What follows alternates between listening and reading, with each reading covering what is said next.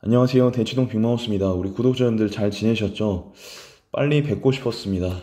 그런데 지금 여건이 되지가 않아서 수업 준비도 좀 바쁘고 해서 지금 시즌이 시즌이잖아요. 그래서 여러분들 좀 늦게 찾아뵈어서 죄송하다는 말씀 드리고요.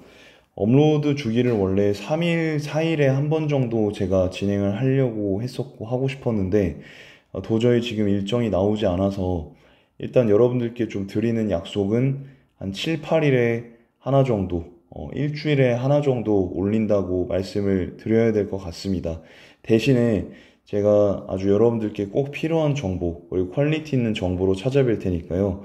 좀 양해를 부탁드리고요. 자, 시작을 해보겠습니다. 오늘 영상에서는 수능 국어 공부 끝이 있나요? 라는 제목으로 함께 하려고 하는데요. 사실 우리 친구들이 기출문제도 보려고 하고, 수특 수한도 보려고 하고, 사설 자료도 보려고 하고, 이러다 보니까 이도저도 못하는 그런 상황이 펼쳐집니다. 그래서 제가 교통정리를 좀 해드리려고 해요. 자, 일단 지금 시기도 늦지 않았어요. 시간이 충분히 있기 때문에 여러분들이 일단 된다는 마음가짐으로 책상 앞에 앉으시기를 부탁드리고요. 양을 제가 정해 드릴게요. 먼저 여러분들 기출문제집을 최소 2회는 돌려야 돼요. 자, 7월, 8월, 9월, 10월 지금 4개월 정도 있어요. 11월 16일 날 수능을 본다 치면은 지금 딱 4개월 정도가 남아 있는데 4개월 동안 여러분 기출문제 2회 정도는 충분히 할 수 있죠. 이 정도는 할 수 있잖아요, 여러분. 그래서 기출문제를 최소 2회는 돌려줘야 되는데 이때 기출문제라 함은 평가원, 육모, 구모, 수능을 의미하는 거예요. 요거는 해주셔야 되고 그 다음에 수특수완을 좀 해주셔야 되는데 지금 기출문제를 수특수완과 병행하기 좀 부담스러워하는 친구들 같은 경우는 기출문제를 빠르게 2회 독을 치고 수특수완을 돌려도 돼요. 네, 기출문제를 수특수완과 따로 보려고 하는 친구들은 최소 기출문제를 8월까지는 2회 독을 해야 된다. 근데 오답 정리까지 해야 되고 지문 분석까지 해야 되는데 어떻게 그렇게 빨리 끝낼 수 있느냐라고 궁금증이 드실 거예요. 제가 뒤에서 오답 정리 빠르게 하는 방법, 그리고 내가 못 푸는 고난도 문제 빠르게 소화하는 비결 다 말씀드릴 테니까 걱정하지 마시고 따라오시면 됩니다. 자, 그 다음에 어쨌든 우리가 EBS를 또 봐야 되죠. 올해 EBS가 중요한 거는 분명해요. 자, 그런데 너무 부담 갖지 않았으면 좋겠어요. 보통 7, 8월 달에 우리 친구들이 EBS 공부하는 걸 지켜보면요. 강사 교재들을 너무 달달 외워요. 아니면 수특 사용 설명서를 너무 달달 외우거든요. 그렇게 하지 마시고, 내신식으로 공부하지 마시고, 좀 이렇게 독서 같은 경우에는 지문 분석을 해주시면서 개념어 위주로 좀 보셔라. 이렇게 말씀을 드리고 싶습니다. 그리고 이제 지금 시간이 별로 없기 때문에 문제를 풀면 좋지만은 EBS 수특 수한 독서 같은 경우는 문제를 안 풀어도 된다고 저는 말씀드리고 싶어요. 무슨 말이냐면 지금 올해 교육부의 어떤 경향성을 제가 분석을 해봤을 때는 독서 지문을 봤을 때 개념에 대한 설명을 친절하게 줄 거라는 게 저의 예상입니다. 왜냐하면 이전에 브레턴 우즈 체제 지문에 대해서 비판을 할 때 브레턴 우즈 체제에서는 경제적인 배경식이 좀 있어야 된다고 지적을 했었거든요. 교육부에서. 왜냐하면 그 당시에 이제 EBS 수능 특강에 그런 배경식이 있었기 때문에 수험생이 그걸 봤다고 가정하고 좀 낸 느낌이 있었어요. 없지 않아. 그런데 그거를 이제 문제시 삼았기 때문에 올해 같은 경우는 EBS랑 연계를 하더라도 개념에 대한 설명을 줄 거라는 것이 저의 예상입니다. 이건 거의 맞을 거예요. 그래서 여러분들께서 너무 부담 갖지 마시고 설명 주니까 그럼 EBS 안 봐도 되겠네가 아닙니다. 왜냐면 익숙한 내용이 있으면 어쨌든 독해 속도가 빨라지기 때문에 보긴 해야 되겠지만 달달 외울 필요는 없다는 얘기예요. 이해되시겠죠? 그리고 문제도 안 풀어도 된다고 제가 말씀드리겠습니다. 그렇기 때문에 부담이 좀 줄어드셨죠. 그래서 여러분 지문 분석을 개념어 위주로 빨리빨리 정리해 나가시면서 2회독 정도는 해주셔라. 이 수특 2회독은 언제까지? 수능 전까지만 해주면 돼요. 할만하죠? 그 다음에 이제 EBS 수특수한 문학을 갖다가 여러분들이 2회독을 역시 해주셔야 되는데, 문학 같은 경우 문제를 푸는 게 좋아요. 물론 문학에서도 좀 좋지 않은 문제들이 있어요. 하지만 문학은 보기에서 연계가 많이 될 것 같은 느낌이고요. 또 이제 보통 연계가 된다고 할 때 선택지나 보기 지문에 이제 붙어 있는 이제 작품들이 있어요. 익숙한 작가의 뭐 낯선 작품이라든지 이런 것들 연계가 될 수 있기 때문에 문학 같은 경우는 가볍게 문제를 풀어주시는 걸 좀 추천드리고요. 그리고 이때 분석을 하실 때 현대 소설이나 고전 소설 같은 경우는 지금 출제 원칙 자체가 어떻게 되어 있냐면 EBS 수록된 부분 말고 다른 부분을 출제하게 되어 있거든요. 수록 부분은 안 나온다는 얘기예요. 그렇기 때문에 여러분들이 이제 해설지나 수특 사용 설명서에 나와 있는 전체 줄거리 있죠? 전체 줄거리. 전체 줄거리나 작품의 해제 같은 경우를 보시면서 가볍게 분석을 해주시면 돼요. 역시 강사 교재를 보면서 달달달 외우는 것은 그렇게 의미가 없다라는 거예요. 왜냐면 여러분 6평에서도 보셨죠? 수특이랑 이제 완전 똑같이 지문을 냈어도 정답률이 되게 낮잖아요. 그렇습니다. 그래서 연계가 되냐 안 되냐도 물론 중요하지만 여러분들이 근본적인 감상 능력과 독해력을 갖고 있느냐가 더 중요하기 때문에 수특수학 같은 경우는 낯선 작품을 분석하는 트레이닝을 한다 생각을 하셔야 되고요, 일단. 그리고 그게 된다면 이걸 이제 배경식으로 만드는 작업을 해주실 필요가 있다. 그래서 총 2회를 보시는데 1회는 조금 지문 분석을 했으면 좋겠다. 여러분들이 지금 듣고 계시는 인강 선생이나 아니면 현강 선생님이 계시잖아요. 그분이 알려준 방식대로 지문 분석을 했으면 좋겠다.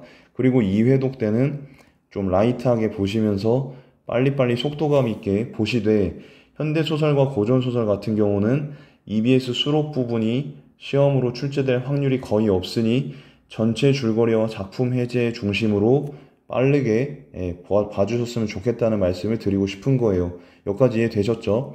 그래서 기출문제 2회독을 해주셔야 되고 수특수한 2회독을 최소 해주셔야 되고 그 다음이 사설 모의고사와 사설 문제집을 시중 문제집을 풀어주셔야 되는데 최소 1개 회사의 자료 모의고사와 주간지는 여러분들이 선택을 해서 풀어보는 걸 추천을 합니다. 그런데 내가 경제적인 여건이 안 돼, 여력이 안 된다 하면은 EBS 모의고사나 시중 모의고사로도 충분히 가능하니까 여러분들이 이건 여건에 맞게 취사 선택해 주시면 되겠습니다. 그러면 이쯤 되면 아니 푸는 거는 어떻게든 수능 전까지 2회를 풀 수가 있겠는데 이거를 이제 오답 정리까지 하고 내가 약한 부분을 이제 보완까지 하려면 시간이 너무 없는 거 아니냐 이렇게 생각을 해 주실 수가 있어요. 그래서 제가 이제 거기에 대해서 말씀을 드리겠습니다. 자, 여러분들도 알고 계실 거예요. 시간이 하다 보면 또 열심히 하는 친구들은 또 시간이 부족해.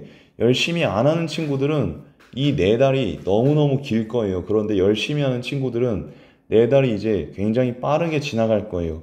여러분들이 열심히 하냐 안 하냐를 보려면 지금 시간이 빠르게 흐르고 있냐 느리게 흐르고 있냐를 보시면 됩니다. 자, 여러분들의 시간이 빠르게 흐르기를 기원하면서 그러면 그 빠르게 흐르는 시간 속에서 내가 얼마만큼의 효율을 올릴 수 있는지 같이 살펴보도록 하겠습니다. 여러분 일단요, 시간이 많이 걸리더라도 지문 분석만큼은 좀 꼼꼼히 하시기를 바라겠습니다. 어떤 친구들은 지문 분석에 시간이 많이 걸린다면서 지문 분석을 대충 하거나 빠르게 하는 친구들이 있는데 여러분 공부는 그렇게 하는 게 아닙니다. 지문 분석이 다소 느리더라도 처음에는 느려요. 하지만 하다 보면은 이게 지수함수처럼 속도가 빨라지기 때문에 지문 분석만큼은 꼼꼼히 하셔야 된다고 제가 누차 강조를 드리겠습니다. 여러분 시간 단축을 하려고 많은 지문을 소화하려고 지문을 날려 읽으면 소용이 있다 없다? 없다는 거예요. 하지만 계속해서 여러분 너무 천천히 지문 분석을 완벽하게 하려고 하진 마시고 조금씩 여러분들이 시간을 정해놓고 빠르게 하려고 하는 노력은 있어야 돼요. 어떤 친구들 같은 경우는 지문 분석을 꼼꼼히 하라고 하니까 한 지문에 2~3시간씩 수능 직전까지 2~3시간씩 하는 친구들이 있어요. 그렇게 하면 안 됩니다. 아시겠죠?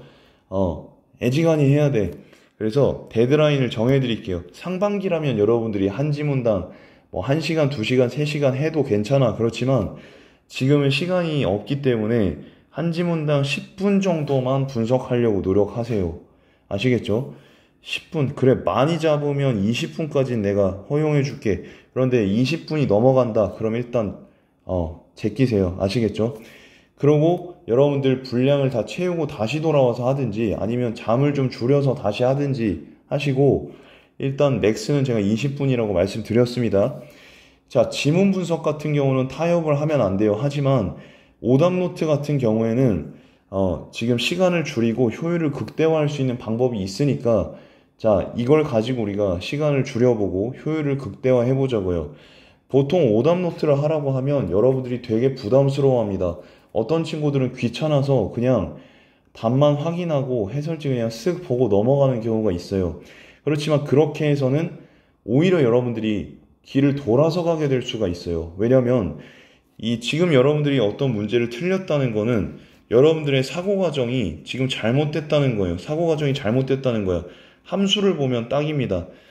자, x값을 넣었을 때 이 x값에 대응되는 자, y값이 나와줘야 되는데 지금 x값을 넣었는데 여기에 해당하는 y값이 아니라 이상한 y값이 나왔다라고 하면 지금 여러분들 뭘 고쳐야 돼? 지금 여기 사고 과정을 고쳐야 돼, 여러분들은. 그렇잖아요.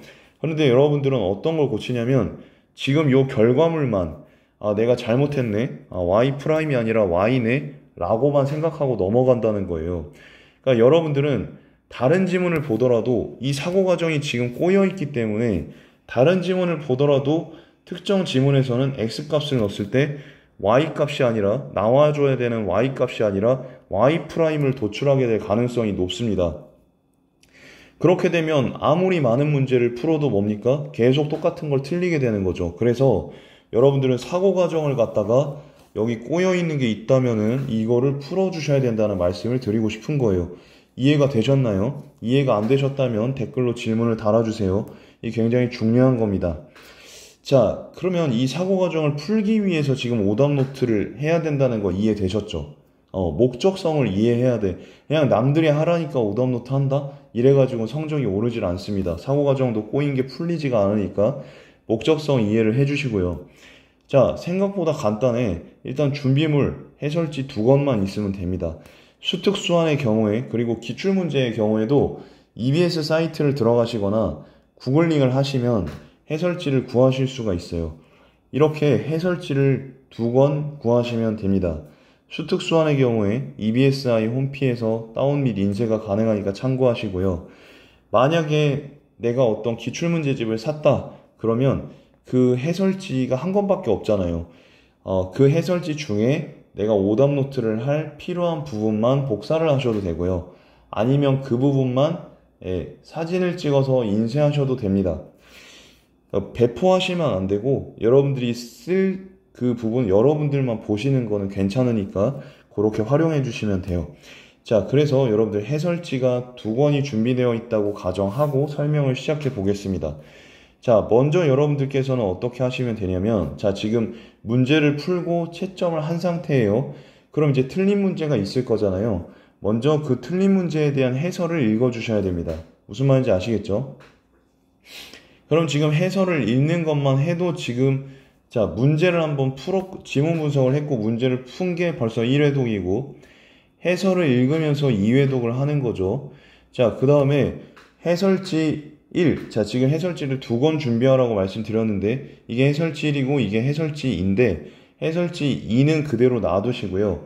해설지 1에다가만 여러분 수정 테이프나 화이트를 잡아주시고 해설지 1의 해설지 1의 해설 중에서 중요 부분이라고 생각되는 부분을 여러분들이 지워주시면 됩니다. 지워주시면 되는 거예요. 무슨 말인지 아시겠어요? 중요 부분이라 생각되는 부분을 선별해서 그걸 화이트나 수정 테이프로 지워주시는 거죠. 이렇게 선별을 하면 3회독이 되네, 벌써. 문제 풀 때 1번, 해설지 읽으면서 2번, 선별하면서 3번. 그쵸? 자, 이렇게 되고, 그럼 이제 중요 부분을 여러분들이 이제 선별해서 지웠습니다. 그쵸? 그러면 그 후 지운 내용을 이제는 여러분들이 채워나가면서 빠르게 학습해주면 돼요. 이미 지문 분석을 했기 때문에 여러분들이 해설지에 그 빈칸을 채울 수가 있을 겁니다. 그런데 그 빈칸을 채우기가 애매하다라고 할 경우에는 해설지 2를 펼쳐서, 이 해설지 2는 지금 지워지는 게 없는 거잖아요. 그걸 보면서 도구 삼아서 빠르게 학습을 해주시면 됩니다. 그러면 4회독이 달성되는 거죠. 처음 풀 때 1회독, 해설 읽으면서 2회독, 선별할 때 3회독, 채우면서 4회독, 요렇게. 그러면 제가 앞에서 2회독을 하면 된다고 말씀드렸는데 벌써 4회독을 하시는 거죠. 그러면 점수 진짜 금방 오릅니다. 그렇게 힘들지도 않기 때문에 충분히 귀차니즘이 있는 학생도 충분히 사용 가능합니다.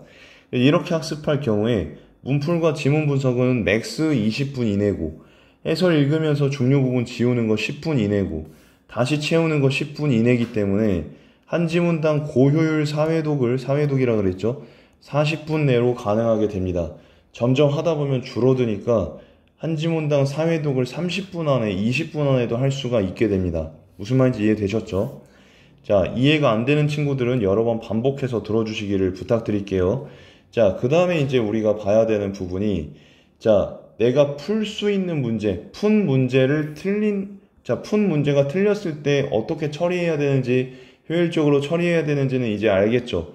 근데 내가 손도 못 대는 고난도 문제가 있을 수가 있단 말이에요. 요런 거는, 자, 너무 끙끙대지 마시고요. 보통 이거 붙잡고 있단 말이야. 뭔가 이제 해설지를 안 보고 생각해라, 이런 게 이제 좀 고정관념으로 돼 있기 때문에 그렇게 하는 친구들이 많은데 그렇게 하지 마시고요. 상반기면 그럴 수가 있어. 근데 하반기이기 때문에 그렇게 하면 안 되고 일단은 넘겨. 자, 그래서 어떻게 하는지 제가 말씀을 드릴게요. 만약에 너무 안 풀린다, 어떻게 해야 되는지 모르겠다, 딱 봤는데 숨이 탁 막혀, 그런 게 있잖아요. 그러면 미리 문제에 대한 답을 표시해. 해설지를 보고 그 문제에 대한 답을 표시해놓고 지문 분석을 시작해. 대신에 지문 분석을 한 다음에 이게 왜 답인지가 납득이 돼야 돼. 그렇죠. 답을 표시해놨으면 당연히 이게 답이라는 확신을 가지고 여기에 대해서 생각을 하게 될 거 아니에요. 근데도 내가 생각을 그렇게 집중했는데도 근거를 찾을 수가 없어. 답인 걸 알았는데도 찾을 수가 없다. 그러면 자, 이해가 안 되는 지점을 간단하게 메모를 해. 메모를 하고, 여기까지 됐죠? 메모를 하고, 그 다음 바로 해설지를 펼쳐. 근데 이때 포인트는 눈으로만 봐야 된다는 거야. 눈으로만 봐야 된다는 거야. 눈으로 봐. 충분히 본 다음에 이해하려고 노력해. 그 다음에, 자, 여기서부터 중요해. 다시 돌아와서 해설지를 안 본 상태에서 이제는 여러분들이 그 선지가 왜 답안인지를 해설지를 써보는 거야. 무슨 말인지 이해되세요? 자, 답을 표시해놓고 읽으라 그랬잖아요.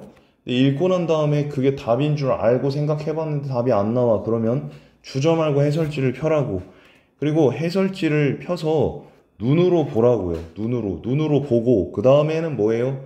해설지를 안 본 상태에서 여러분이 직접 그 선지가 왜 답인지에 대한 해설을 써보라는 거야. 그러면 처음엔 되게 엉성한 해설이 쓰여져요. 그러면은 어떻게 다시 해설지를 펴서 여러분들이 쓴 엉성한 해설과 전문가가 쓴 해설을 비교하면서 여러분 거를 첨삭해주면 되는 겁니다. 무슨 말인지 아시겠어요? 만약에 이렇게 했는데도 안 되면 지문 분석을 잘 못한 거니까 다시 하거나, 여러분이 수업 듣고 있는 선생님께 질문을 하거나, 아니면 말씀드린 대로 해설지를 다시 보고 와서 2번과 3번 과정을 반복해주면 되는 겁니다. 할 수 있죠, 여러분? 이 정도 할 수 있잖아. 요렇게 하면은 여러분들이 정말 남들이 4개월, 보통 사람들은 4개월을 2개월처럼 보내. 7, 8월 달에 집중을 못 한단 말이에요. 그런데 여러분들이 이 방법을 쓰면 4개월을 8개월 동안 보낼 수가 있는 거랑 똑같아. 그러니까 너무 늦었다고 생각하지 말고, 여러분이 늦었다고 생각하고 집중 못하면 그거 진짜 늦은 거지만, 제가 말씀드린 방법대로 치열하게 해나간다면 안 늦었습니다. 아시겠죠? 자, 그래서 앞서 설명드린 방법대로요, 기출과 수특, 수한, 사설을 전부 적용해서 한번 공부를 해보세요. 지금 이 영상을 보고 가슴이 뛰는 친구들이 있을 거예요. 나 빨리 이렇게 해봐야겠다.